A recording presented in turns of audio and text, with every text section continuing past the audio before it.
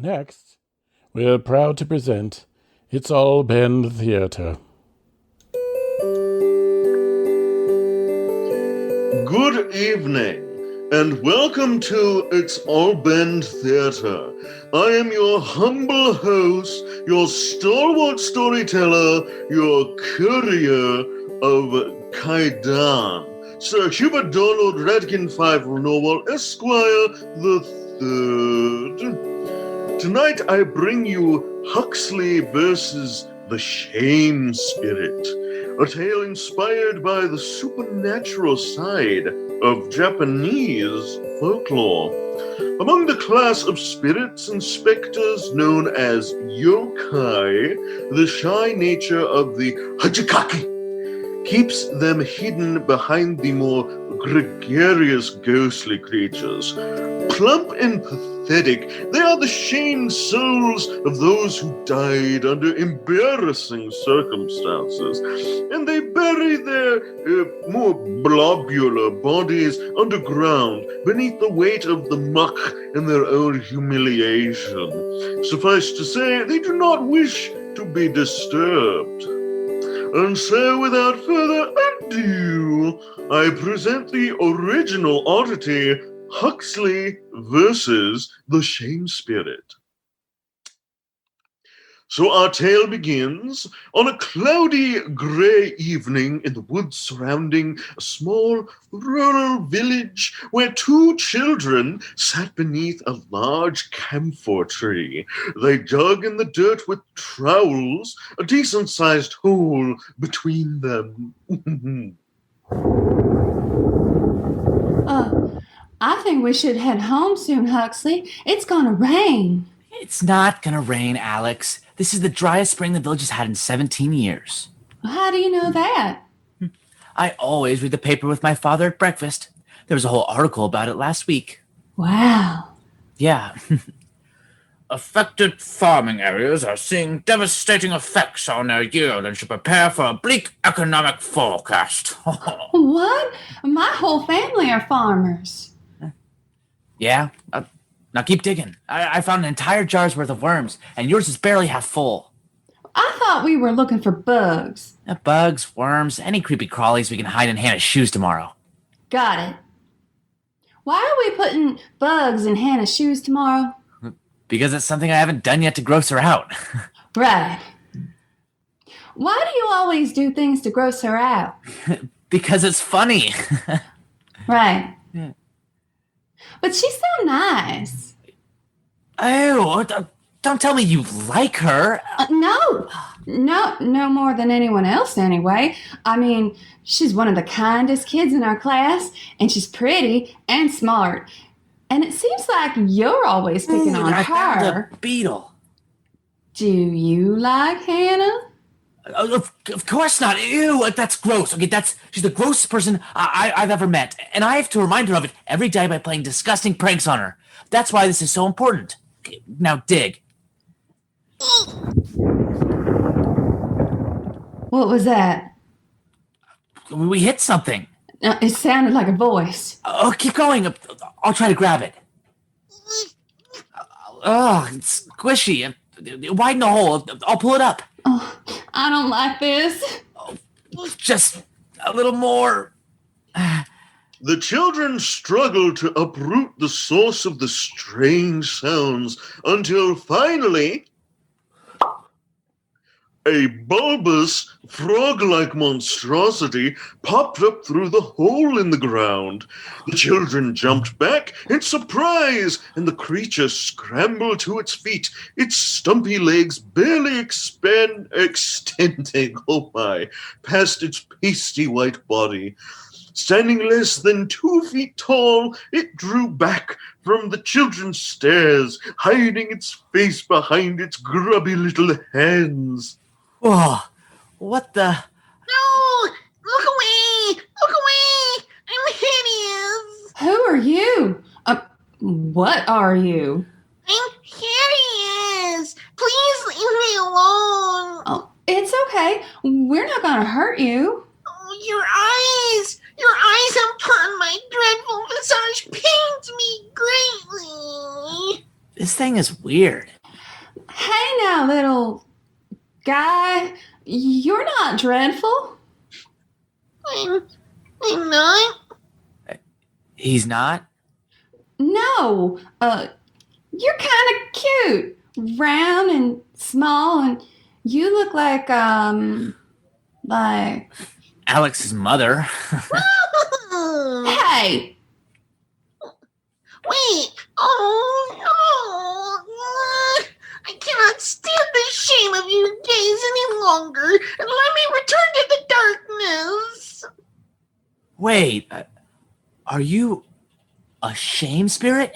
Of course I am. My entire being is a blemish on the face of existence. Wowee, a shame spirit. I didn't know you actually existed. What's a shame spirit? Me! I am a shame spirit. I read about them in a collection of folklore that my grandmother gave me. They're the souls of people who died in hilariously awful ways. Like, can't even stand to show their faces, so they hide away underground or they won't bring any more shame to themselves. He's correct. He explained it better than I possibly could have. Oh, you poor thing. Oh, gosh, it really looks like it might rain. Oh no! I'm even more pitiful when I'm soaked in sky tears. Okay, Alex, I told you it's not going to... Oh, I felt a drop. Oh, thank goodness.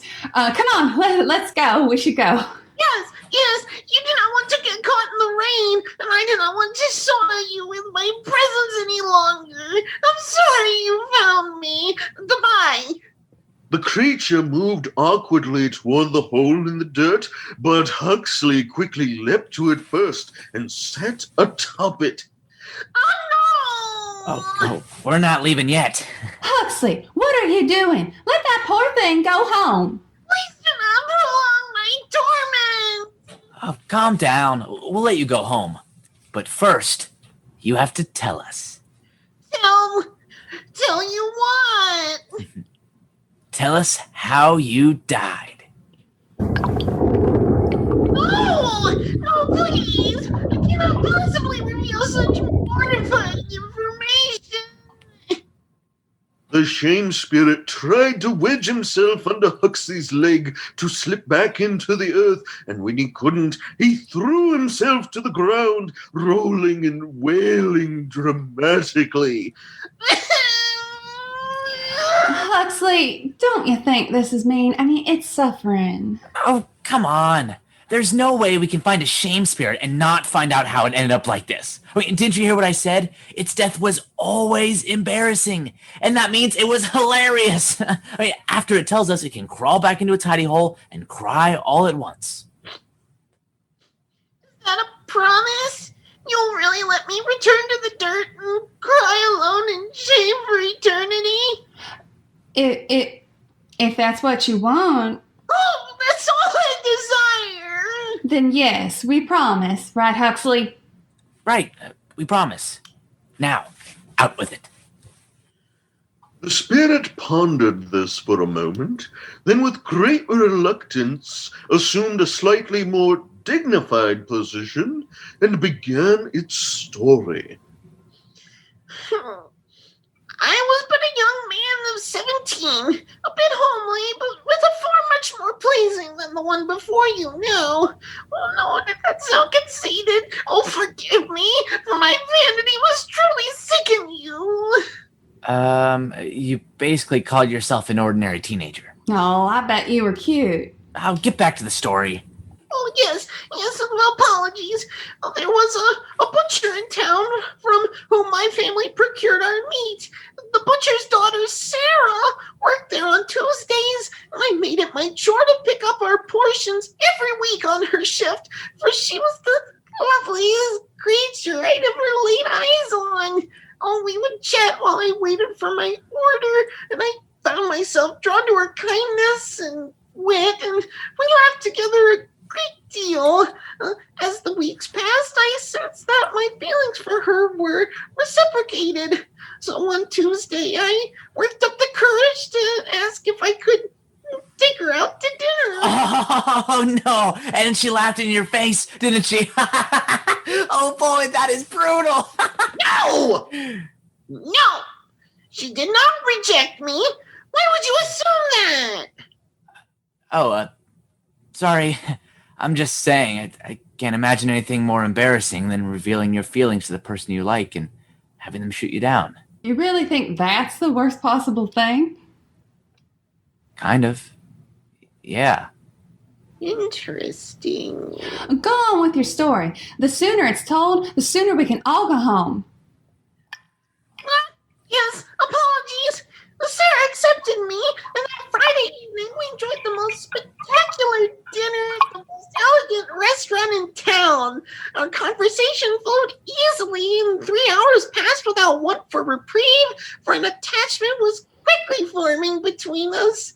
Alas, the time came to settle the bill and escort her home, but when I reached into my pocket, I felt nothing. Oh, no. Indeed! I'd forgotten my money clip. Oh, I cannot bear to relive this moment, this dreadful moment. As the realization of my blunder dawned on me. But, I don't get it. How would that kill you? I'm not finished! I confessed my gaffe to Sarah as she assured me that it would not be a blight on our evening and began to reach for her handbag. But no, I thought, I cannot let this treasure pay for my mistake. My home was but a mile from town. Order dessert, I told her. I shall return before the last bite has passed your lips. Then I dashed from the restaurant. As a shortcut, I decided to cut through the abandoned warehouse at the end of the road where years ago nitroglycerin and other highly explosive agents were manufactured for the war. Oh, no. And you somehow set off one of the combustible materials and died in an explosion? No! I said were manufactured there, past tense. It had since been emptied and extensively cleaned out. Oh, sorry. Continue. Yes, oh, I'm so sorry. I arrived at home, found my money clip, and raced back out the door.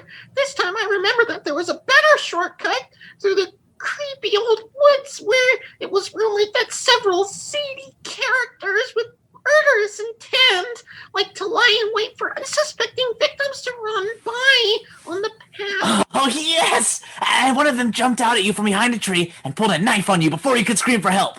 No! Those were only rumors!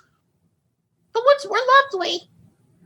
But alas, in my haste to traverse the bumpy path, I tripped over my own 2 feet, dashed my head on a rock, and landed face down in a puddle of mud. My head spun and the world grew blurry in that puddle of mud.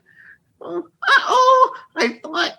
As my mind drifted to Sarah, she would think I had run away and stuck her with the bill like a can, never knowing the depths of my regard for her. Oh, she hates me, I cried out in my head as I drowned in that puddle of mud.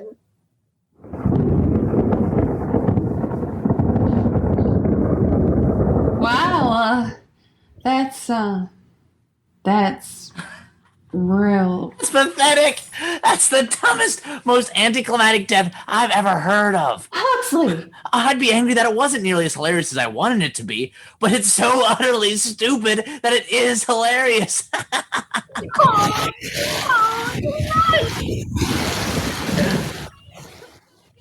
Sky is crying and I need to go home. Please let me go home. That was our deal. Come on, Huxley. It's raining. Let's go. No. No. We wasted our time on a pitiful blob and didn't get nearly enough gross grub for my prank tomorrow.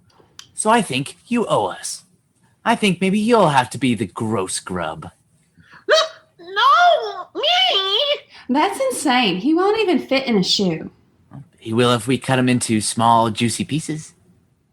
I'm beginning to think you're a problematic friend. You cannot do that. I did what you asked of me, and now all I want is to be left to my shame. You've delighted in my pain long enough. The spirit's round face began to grow red with anger as it faced down Huxley. Oh, so now you can look me in the eyes, you little slime ball. The little slime ball, the spirit's chest heaved with rage, its puffy hands clenched into fists, and stretching itself to its full but still diminutive height, it let out a cry so filled with menace that Huxley fell back away from the hole in the ground.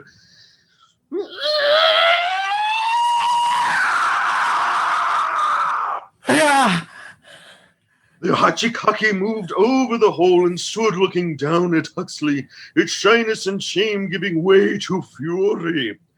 I am pathetic, but I am not without poison.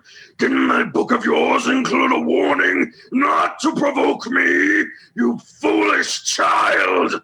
Exile beneath the dirt and grub, what lies below shall not come up. Disturb its fitful rest of shame. A vexing hex will know your name. Huxley!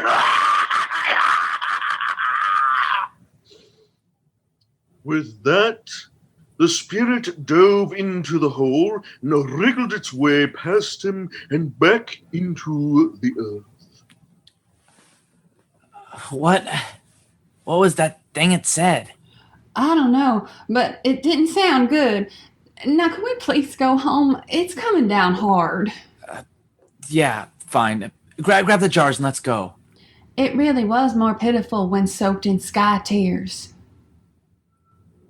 The following afternoon, as the school day drew to an end and the class gathered by the door to change from their indoor slippers to their outdoor shoes, Huxley and Alex watched from a distance.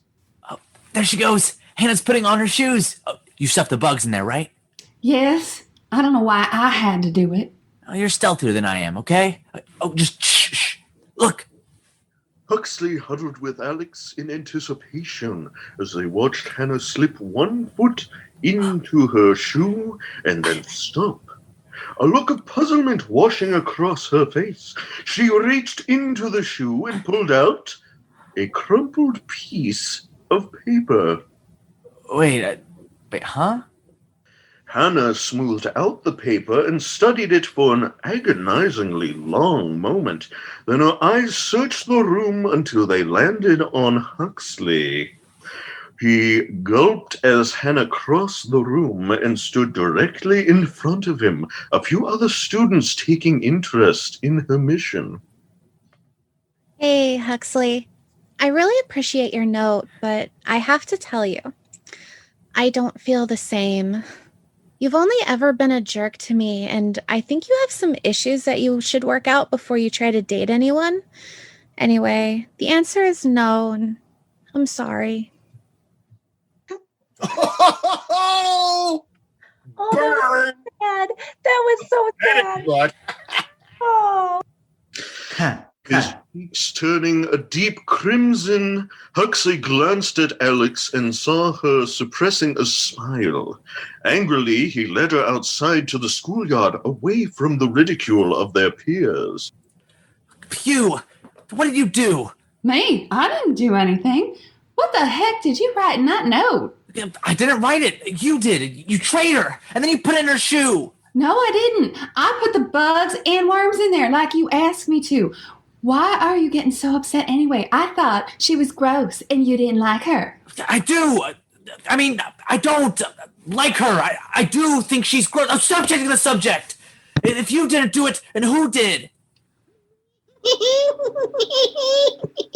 From the direction of the woods, Huxley and Alex heard what sounded like the gleeful laughter of a restless soul rising from deep underground and catching the wind before sinking quietly down again to hide itself below.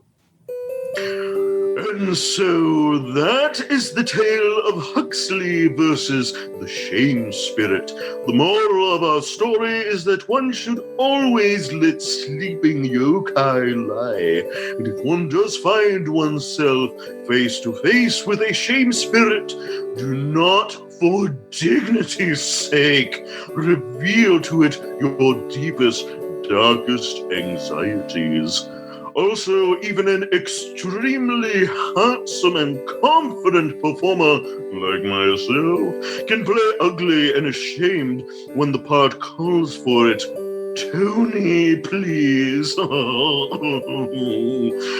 I have been Sir Hubert Donald Redkin 5 Noah Esquire the Third,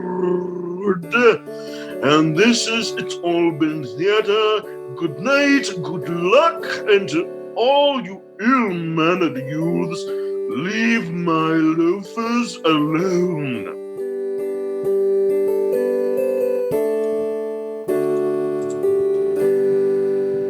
It's All Been Done Radio Hour, number 358.